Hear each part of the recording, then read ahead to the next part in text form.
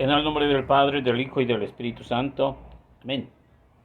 Hermanos en Cristo, muy buenas noches tengan todos ustedes. Vamos a continuar con esta formación del Papa San Juan Pablo II, llamada Teología del Cuerpo, en el bloque Pureza e Impureza, en la sección 53, que lleva por nombre La pureza de corazón evangélica, que esta se leyó, se meditó en las dos audiencias, la del 14 y 18 de enero de 1985. Punto número 1.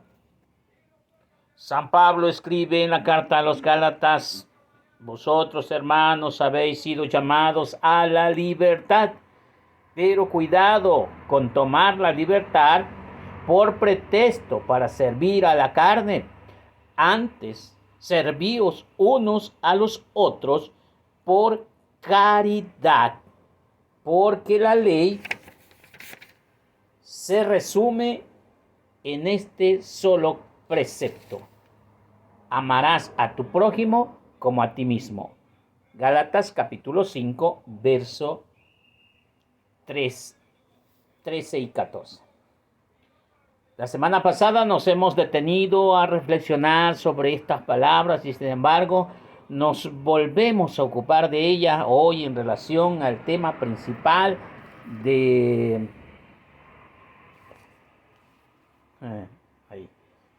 es el tema principal en relación en nuestras reflexiones. Aunque el pasaje citado se refiere entre todos los demás al tema de la justificación, sin embargo, el apóstol tiende aquí a explícitamente hacer comprender la dimensión ética de la contraposición cuerpo-espíritu, es decir, entre la vida según la carne y la vida según el espíritu. Y aunque precisamente aquí toca el punto esencial, descubriendo casi las mismas raíces antropológicas del etos evangélico, efectivamente, sí, toda la ley moral del Antiguo Testamento halla su plenitud en el mandamiento de la caridad. La dimensión del nuevo etos evangélico no es más que una llamada dirigida a la libertad humana, una llamada a su realización plena y, en cierto sentido, a la más plena utilización de la potencialidad del espíritu humano. Número 2. Podría parecer que Pablo contraponga solamente la libertad a la ley y de la ley a la libertad. Sin embargo, en un análisis profundo del texto demuestra que San Pablo, en la carta de los Gálatas, subraya ante todo la subordinación de la ética de la libertad a ese elemento en que se cumple toda la ley. O sea, al amor, que es el contenido del mandamiento más grande del Evangelio. Cristo nos ha liberado para que seamos libres, precisamente en el sentido en que nos ha manifestado la subordinación ética y teológica de la libertad en la caridad, y que ha unido la libertad en el mandamiento del amor. Entender así la vocación a la libertad. Vosotros, hermanos, habéis sido llamados a la libertad. Esto significa configurar el etos en que se realiza la libertad según el Espíritu. Y efectivamente hay también el peligro de entender la libertad de modo erróneo. Pablo señala con claridad el escribir en el mismo texto: pero cuidado con tomar la libertad por pretexto para servir la carne, antes servíos los unos por la caridad. La antítesis y, de algún modo, la negación del uso de la libertad tiene lugar cuando se convierte para el hombre un pretexto para vivir según la carne. La libertad viene a ser entonces una fuente de obras y de vida según la carne. Deja de ser la libertad auténtica para la cual Cristo nos ha liberado. y se convierte en un pretexto para vivir según la carne y fuente o bien instrumento de un yugo específico de parte de la carne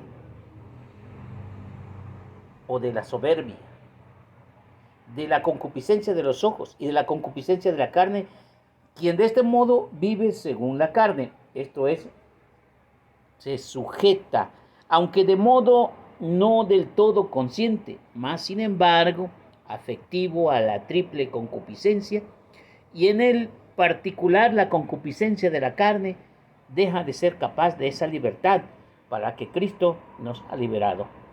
Deja también de ser idóneo para el verdadero don de sí, en ese fruto de expresión de esa libertad. Además, deja de ser capaz de ese don, de esa orgánicamente ligado al significado esponsalicio del cuerpo humano, del que hemos tratado a procedentes análisis del libro de Génesis. Punto 4. De este modo la doctrina paulina se acerca a la pureza, doctrina a la que encontramos en el eco fiel y auténtico del Sermón de la Montaña. Nos permite ver la pureza del corazón evangélica y cristiana de una perspectiva mucho más amplia y sobre todo la perspectiva unirla en la caridad con la que toda la ley encuentra la plenitud. Pablo, de modo analógico a Cristo, conoce un doble significado de la pureza y de la impureza, en un sentido genérico y otro específico. En el primer caso es puro, pero lo que es moralmente bueno, en cambio, es impuro, lo que moralmente es malo.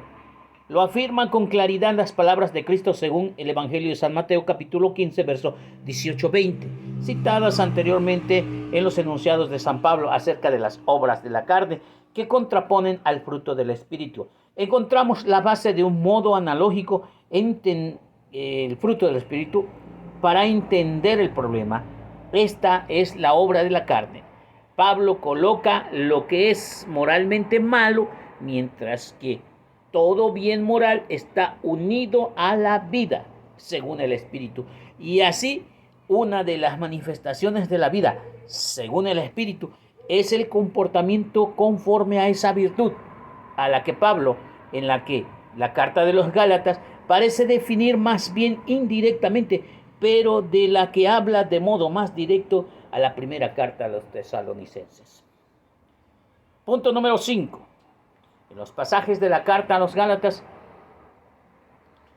que ya hemos sometido anteriormente a análisis detallado, el apóstol enumera en primer lugar entre las obras de la carne fornicación, impureza, libertinaje. Sin embargo, a continuación contrapone estas obras en el fruto del Espíritu. No habla directamente de la pureza, sino que solamente nombra el dominio de sí. Encretea, este dominio se puede conocer como virtud que refiere a la continencia en el ámbito de todos los deseos de los sentidos, sobre todo en la esfera sexual. Por lo tanto, esta está una contraposición contra la fornicación, con la impureza, con el libertinaje y también con la embriaguez, con las orgías. Se podría admitir que este es el punto paulino. Dominio de sí contiene lo que se expresa con el término continencia o templanza, que corresponde al término latino temperancia. En este caso hallamos frente al conocido sistema de virtudes que la teología anterior, especialmente la escolástica, tomará prestado con cierto sentido la auténtica de Aristóteles. Y sin embargo, Pablo ciertamente no se sirve de su texto de este sistema, dado que por pureza se debe entender el justo modo de tratar la esfera sexual según el estado personal, no necesariamente una abstención absoluta de la vida sexual. Entonces, indudablemente, esa pureza está comprendida en el concepto paulino del dominio, encreteia. Por esto, en el ámbito de textos paulinos encontramos solo una mención genérica en la dirección de la pureza, en tanto que el autor contrapone estas obras de la carne como fornicación, impureza y libertinaje. El fruto del Espíritu, es decir, obras nuevas en la que se manifiesta la vida según el Espíritu, se puede deducir que estas obras nuevas es precisamente la pureza, es decir, lo que contrapone a la impureza y también la fornicación y al libertinaje. Número 6. Pero ya en la primera carta a los tesalonicenses, Pablo vuelve sobre este tema de modo explícito e inequívoco. Ahí leemos: la voluntad de Dios es nuestra santificación, que os abstengáis de fornicación, de cada uno sepa mantener el propio cuerpo. Sin entrar a discusiones detalladas de los exegetas, sin embargo, es necesario señalar en la expresión griega teatao o keaos, que referirse también a la mujer.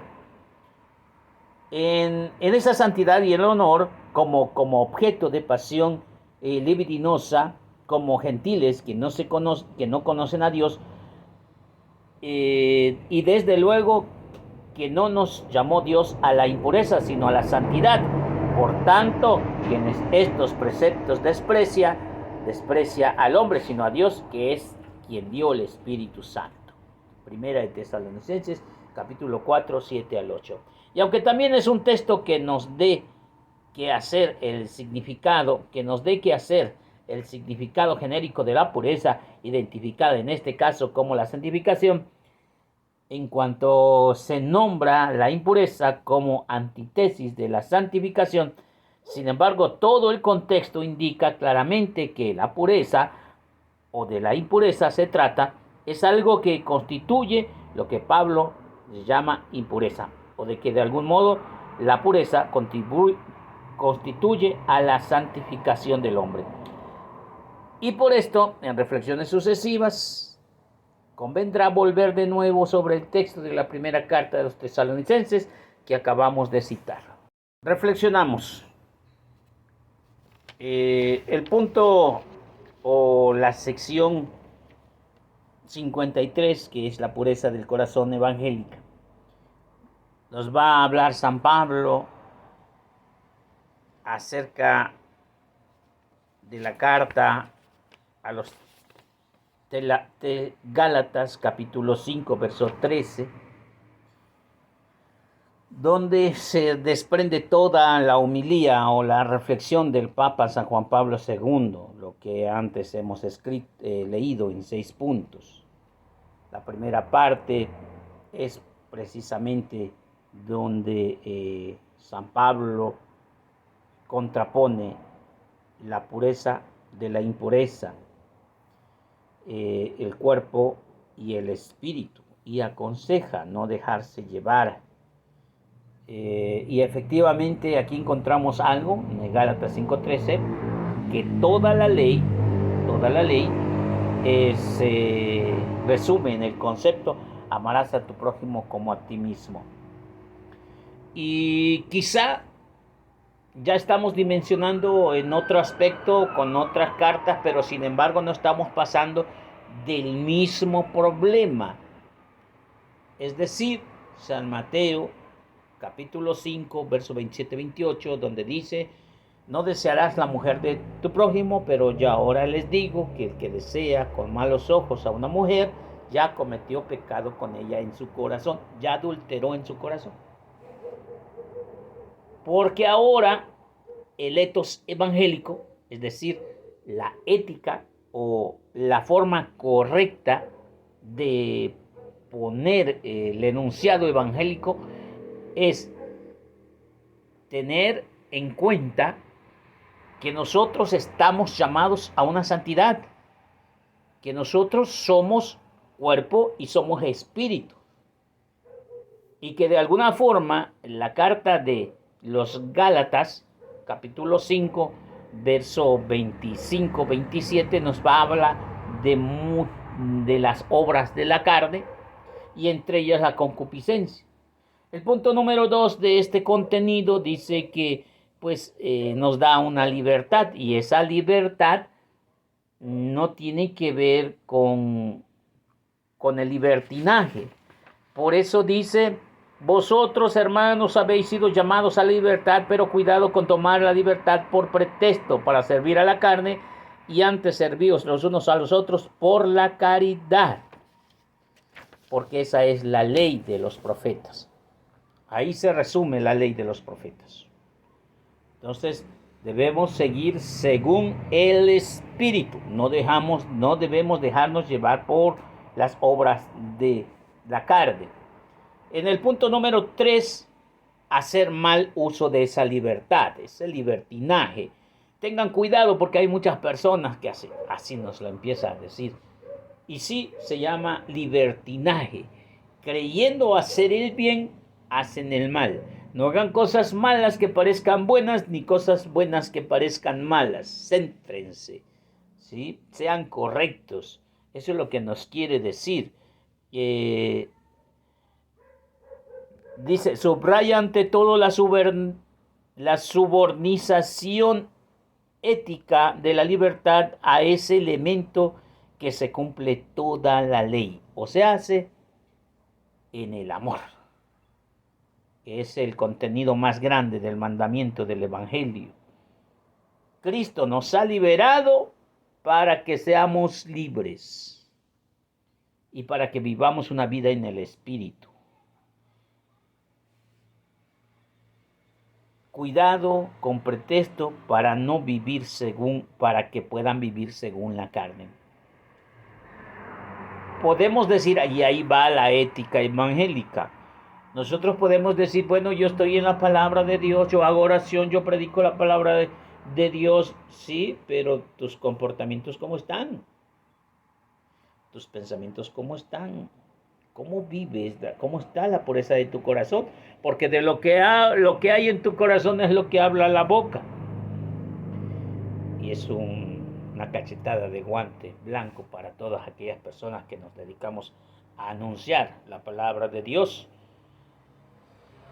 Y también para aquellos que creen en Dios, porque no creo que el que no predica cree en el diablo, también cree en Dios. Creo que es un compromiso para todos, para aquel que predica, pero también aquel que escucha la palabra de Dios y tiene que vivir de acuerdo a la palabra de Dios. La antítesis sería lo contrario de lo que estamos diciendo, que a pesar de que se lea la palabra de Dios, se haga lo contrario, que se viva en la concupiscencia de la carne. Dice, aquel que vive en la concupiscencia no es capaz de esa libertad, de ser idóneo para el verdadero don de sí, que es un fruto de expresión de la libertad. Ese don que está orgánicamente ligado al significado esponsalicio del cuerpo. Por eso tiene que ver con la teología del cuerpo y la no disolución del matrimonio, porque los deseos son momentáneos, instantáneos y erróneos, pero el compromiso con Dios en el altar es eterno.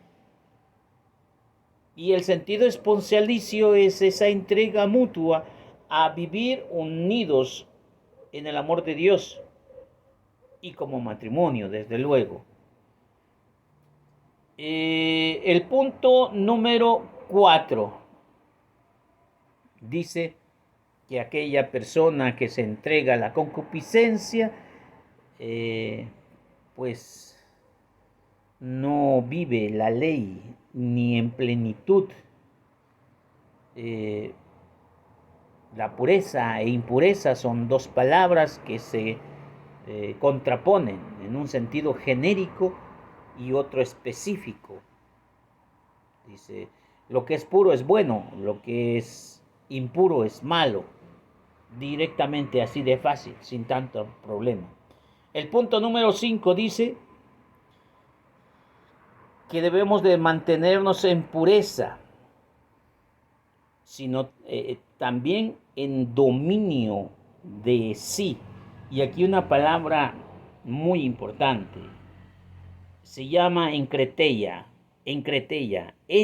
encreteia, es una palabra griega, en dominio de sí mismo, encreteia, lo que antepone al pecado o a la concupiscencia, que la tentación y otras cosas, es encreteia, el dominio de sí.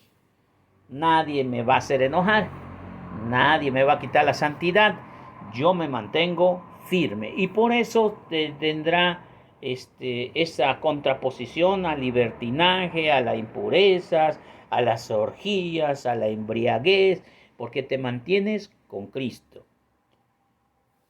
Cuando nosotros desechemos toda la santidad por porquería y media, entonces nosotros no tenemos nada entre ella, nada de dominio.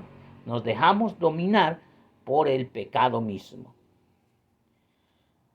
El punto número 6 nos va a hablar sobre la voluntad de Dios, que es la santificación. Dios quiere que todos se salven, ya lo hemos dicho. La carta de San Pablo a los Tesalonicenses 2:4, Dios quiere que todos se salven y que lleguen al conocimiento de la verdad. Ya lo sabemos, Dios quiere eso. Pero nosotros no siempre estamos dispuestos a hacer la voluntad de Dios. Queremos hacer nuestra voluntad. Y nuestra voluntad a veces la ponemos en la carne y no en el espíritu. Por eso se contrapone la carne contra el espíritu. Porque el espíritu significa pureza y voluntad de Dios. Pero nosotros nos contraponemos contra Dios. Dios quiere santidad y honor, no una pasión libidinosa. ¿Sí? Dice 1 Tesalonicenses 4, 7 al 8. Dice, por tanto, ustedes, estos preceptos que desprecian, no se desprecian a Dios, sino al Espíritu Santo. Sino a Dios, que no se desprecia al hombre, sino a Dios, porque es el que nos da el Espíritu Santo. Aunque también este texto nos dé que hacer un significado generalicio de la que es pureza. Las impurezas son antítesis de la santificación. Dios quiere que nosotros seamos santos, pero a nosotros nos gusta lo inmundo, lo puerco, lo asqueroso, y entonces es antítesis, lo contrario. Hasta ahí creo que pues lo leído y lo explicado, más sus propios análisis, creo que nos vamos entendiendo qué cosa es la teología del cuerpo, qué cosa es esta encreteia. Me gusta esa palabra, encreteia, dominio de sí. Cómo vivimos nosotros, cómo nos autodominamos. A Jesús por María y a María por Jesús.